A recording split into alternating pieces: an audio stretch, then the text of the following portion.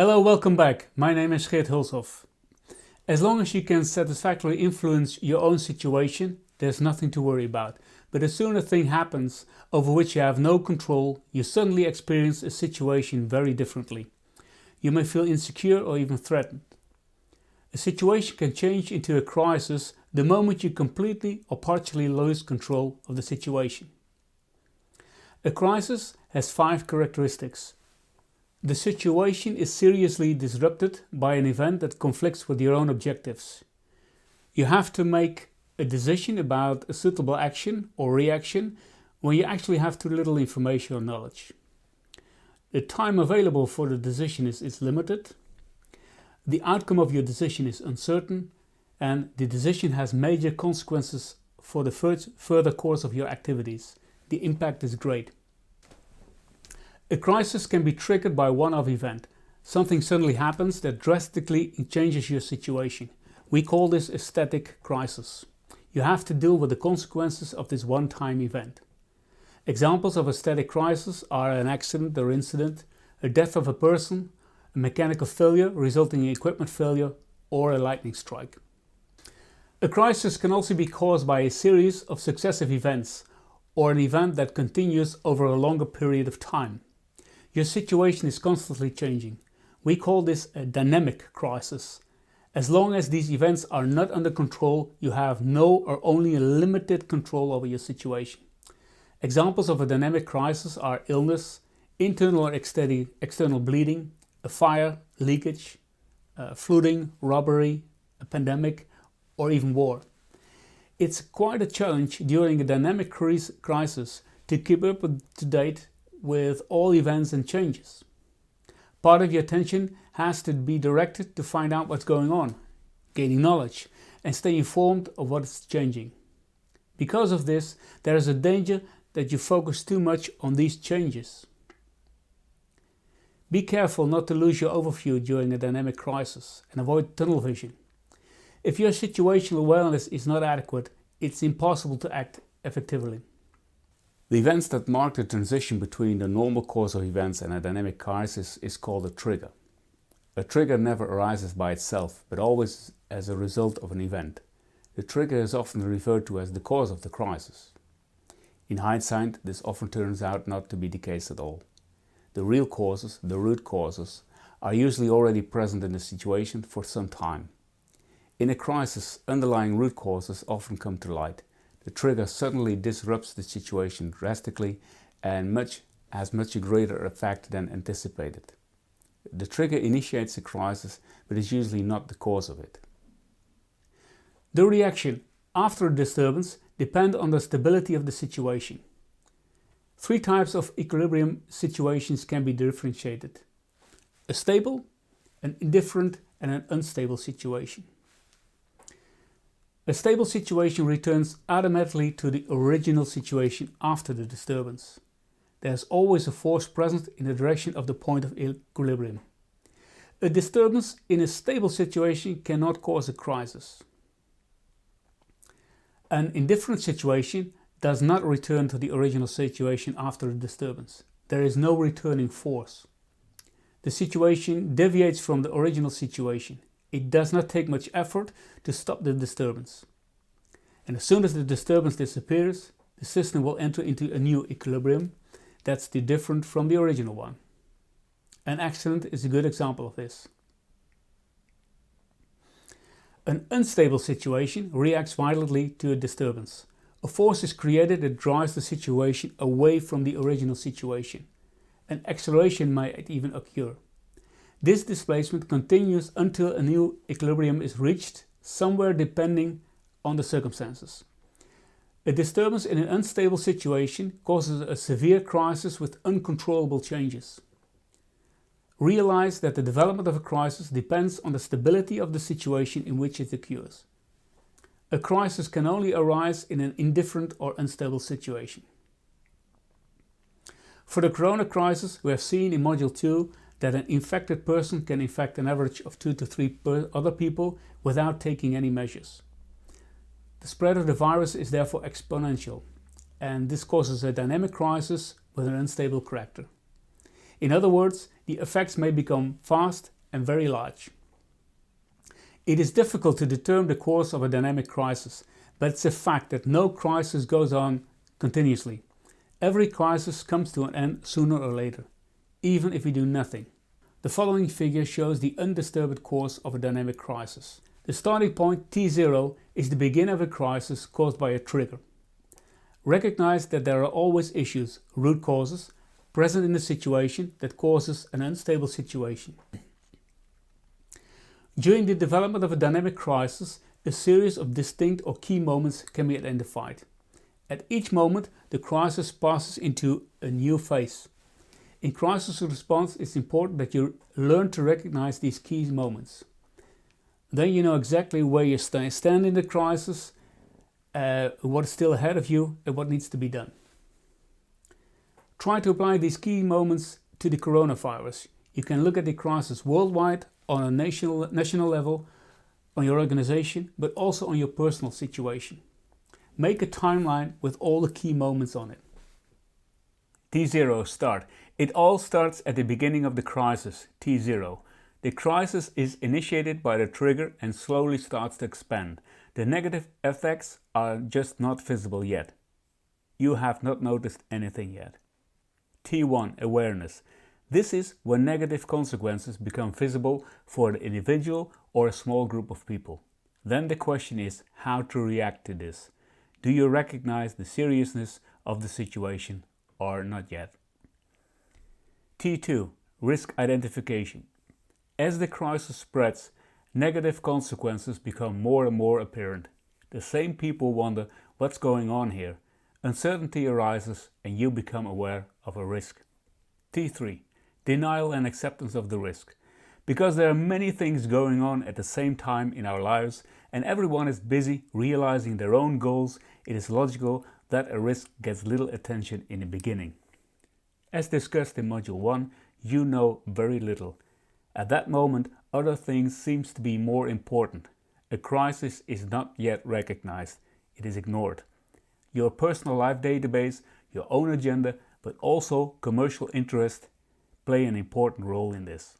T4 recognition.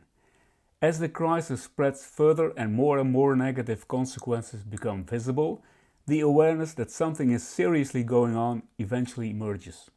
We acknowledge the crisis and are now giving it the necessary attention. This is an important turning point because it is only from that moment on that we take action. T5 your own safety. Priority 1 is to take care of your own safety and that of the people around you. As discussed in Module 2, deal with the hazards correctly. When you are safe yourself, you can take further actions and deal with the crisis. Now, let us assume that you cannot handle the crisis on your own and need help from others. T6 alert. At this time, you call for help. You sound the alarm. You share your knowledge and concerns about the situation that has evolved.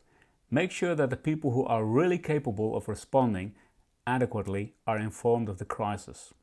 In an organization, this is usually a report to your immediate superior or directly to the senior management. So there are a number of key moments between the start of a crisis, T0, and the alarm, T6. During this period of time, no measures can be taken and a crisis can expand exponentially without disruption. Let's go back to T6, the alert.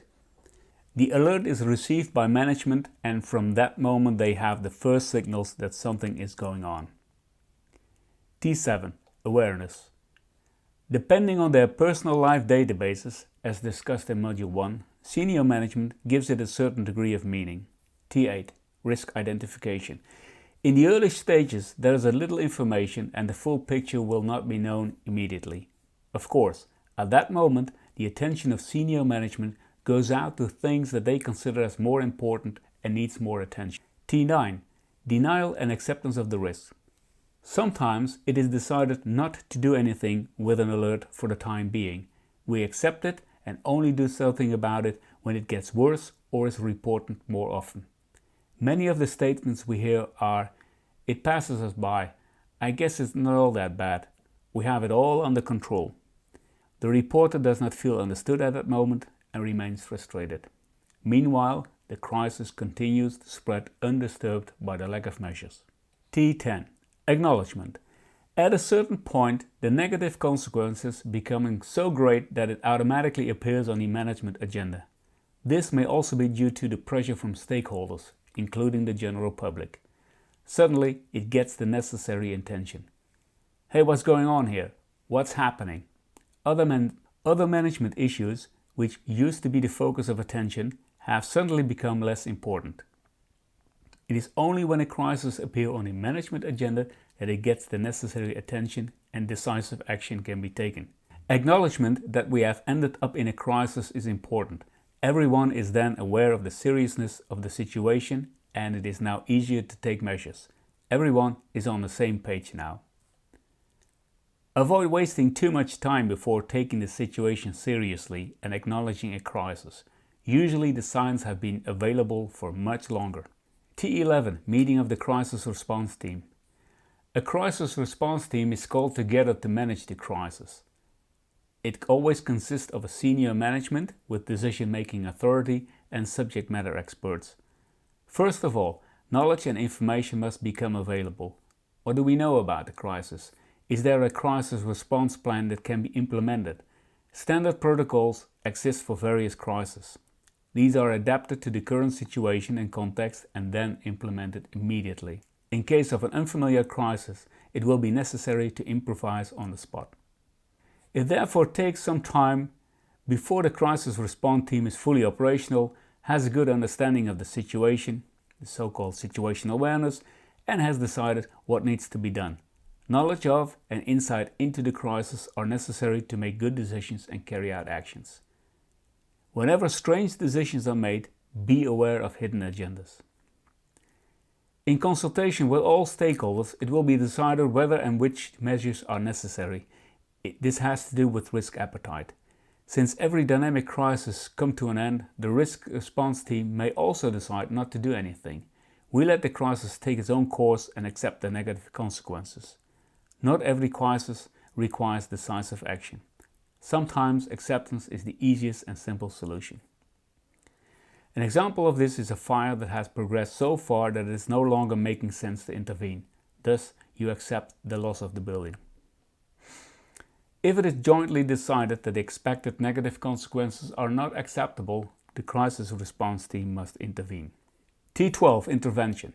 The crisis response team takes the first decisions and initiates the first measures. Note that these measures have to be implemented subsequently, and this also takes some time. It is only from T12 onward that actions may have a positive effect on the course of the crisis. T12 is the starting point of the crisis intervention phase. T13. Evaluation of the first intervention. It takes some time for the effect of the first measures to become visible. At T13, it's now possible to evaluate the extent to which these measures are adequate in addressing the crisis. At this stage, it is also decided whether the organization should scale up to regional or national level. In other words, the crisis response team comes to the conclusion that the available resources are insufficient and external assistance is required. T14. Intervention 2. If it turns out that the measures have insufficient effect, additional measures will have to be taken. This also takes some time to select the right measures and then implement them. T15. Evaluation of the second intervention. The effect of the second package of measures become visible. Now we can re-evaluate whether we have done enough or not. The scaling up of measures will continue until we get sufficient grip on the crisis and establish that it's no longer expanding. T16. The end of the dynamic crisis. The crisis is now under control. It is not expanding any further. This marks the end of the dynamic crisis. We then enter the next phase, that of a static crisis, and that will be the subject of Module 5. It's also important to realize that every crisis goes through this process to a greater or lesser extent. A total of 16 key moments can be identified. Depending on the situation and the experience of organizations with crisis response, these key moments can follow each other quickly. For organizations with less experience, valuable time may be lost and the crisis may have greater consequences. A well-known saying in crisis response is, kill a crisis while it's still small. So make sure you recognize and acknowledge a crisis at an early stage and react decisively. If you postpone this for whatever the reason, then the crisis can spread further. It will then become increasingly difficult to react adequately, and the measures will have to be more intense and extensive. This means that we have to go through these steps as quickly as possible. The key to do this is, with the right knowledge, insight and experience, a good situational awareness, attention to changes in the context, to the opportunities but also to the threats, assertiveness of people with regard to escalating issues to the right level in the organization, and finally open, transparent and justifiable business conduct, clear communication, information and coordination with all stakeholders in the crisis. In a well-organized organization with an eye for its context and the interest of all stakeholders, a crisis is more likely to be noticed. In an organization where chaos rules and management are constantly extinguishing fires, a real crisis will become totally unexpectedly. Preparation is half the work. Wise organizations are prepared for most realistic crises. They have crisis response plans that are regularly trained and updated. During implementation, training and the evaluation and debriefing of a crisis response, make sure that you consciously go through all the 15 key moments. Make a timeline and ensure all key moments are recorded. Evaluate where you have lost valuable time and where you can improve the crisis response process. When dealing with the crisis around the coronavirus, you see big differences in the timeline of the various countries, resulting in big differences in the consequences. Now think about this for a moment. Now in the next module 4, we will discuss the factor time, how to deal with time efficiently during a crisis. In module 5, I introduced the RSI method used in crisis response for taking the right measures. This method consists only of 3 steps and can be applied to any crisis, including the current coronavirus crisis. Until then, stay healthy and safe.